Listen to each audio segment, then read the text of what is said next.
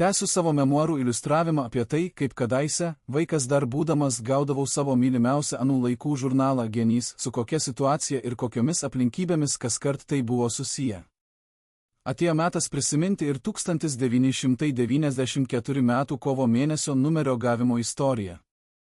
Pamenu neblogai, kad tai buvo gan šviesi ir rami jau visai besibaigiančio kovo diena, popietės laikas, tądien manoje Bakšėnų kaimo pradinėje mokykloje turėjo įvykti eilinis tėvų susirinkimas, tad mums, mokiniams, pamokos pasibaigė daug anksčiau ir galėjome savo eiti namo.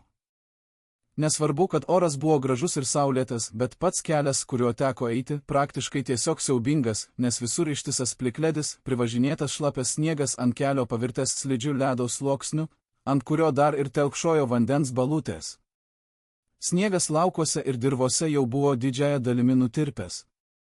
Šiaip ne taip atsargiai per ledą, keliukų galop pasiekęs savo pašto dėžutę, sustojau paimti spaudos ir iškart be galo tuo pačiu pradžiugau, aptikęs naują Genio numerį.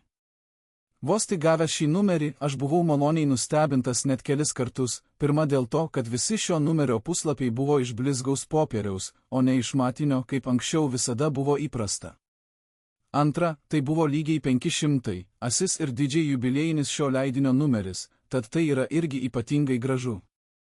Šlepetės istorija, pasakojimai apie išnykusius dinozaurus bei kūno higienos svarbą, va čia iš šio numerio ir buvo tai, ką įdomiausia buvo skaityti. Štai tokie seni prisiminimai su jubiliejiniu Geniu. 1994 m. kovas.